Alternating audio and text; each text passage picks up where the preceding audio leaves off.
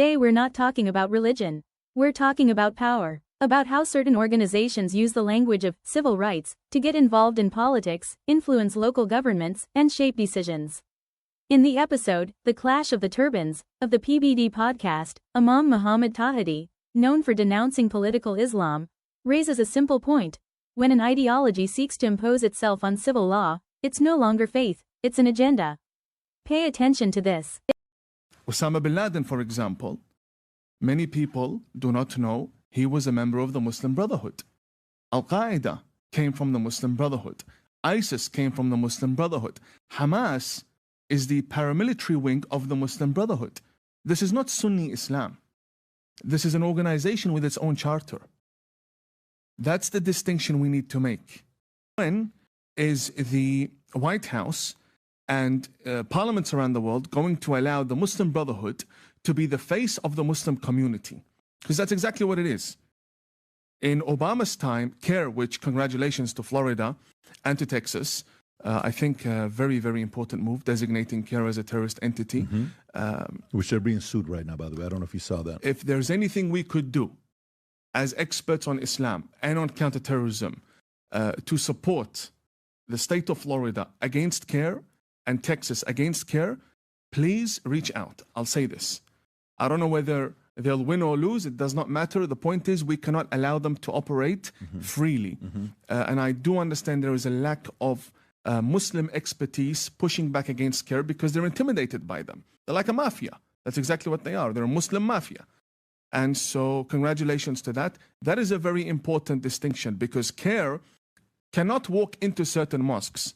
Please don't think CAIR has the ability to walk into any mosque in America. No, they'll be kicked out. They have their own mosques. They have their own centers it's like a ghetto.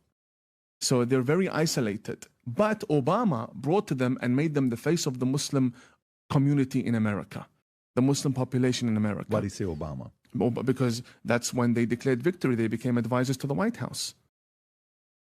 If a president of the United States of America hosts a Ramadan iftar where Muslims break their fast, and then he brings a member of the Muslim Brotherhood community to initiate the call to prayer, that is a symbolic victory for the Muslim Brotherhood worldwide. That's like infiltration 95% for them. That's how they see it. And they simply go back and tell their members, it's not just about symbolism, it's more about motivation. Because the Muslim Brotherhood can go 10 months with no success. And all of a sudden Ramadan comes and they're in the White House. So it somewhat validates everything that they have been doing before they came into the White House. And it will, by extension, validate everything they do afterwards. Okay, so in Texas and Florida, the governors announced designations against CAIR and the Muslim Brotherhood at the state level. That's being legally challenged and it's not a federal designation, but the political signal is clear. A front is opening up due to possible ties and influence.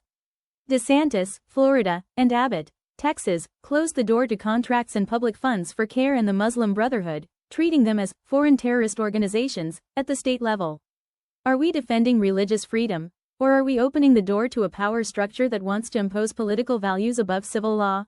But we welcome that. I mean, we did do the designation for both the Muslim Brotherhood and CAIR. This is something that has been a long time coming. I know the federal government's now working in a similar direction. The legislature is working on statutory laws that are going to impact this area. So I think our executive order is kind of the beginning. I think you're going to see statutory codification of how we handle different terror designations.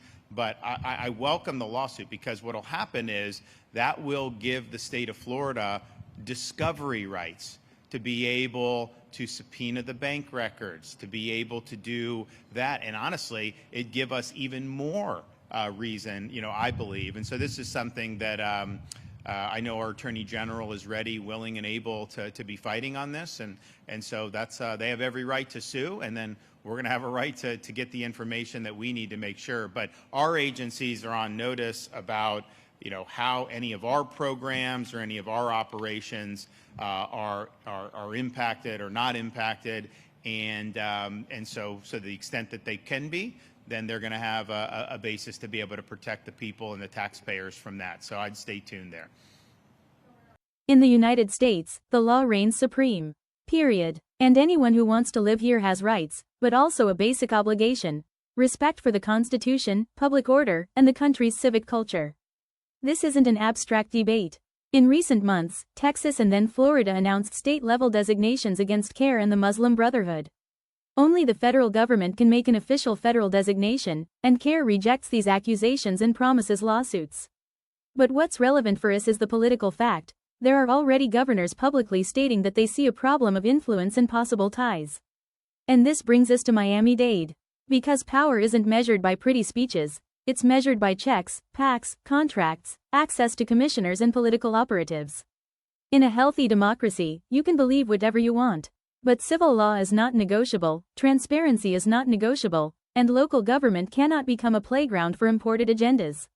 The civic duty is simple: follow the money, demand accountability, and don't let the fear of speaking the truth deprive us of the right to ask, who is funding whom, and for what purpose? Sharia law and radical Islam will not be permitted in our country, and Trump has already taken steps in this direction, because the Trojan horse is within our borders, and we must eradicate it at its root: any movement of a terrorist and jihadist nature within the country. Wake up, Miami-Dade. We are not so easily manipulated, and we must closely examine how local politics is being influenced by organizations that may be incompatible with our culture and our civil laws.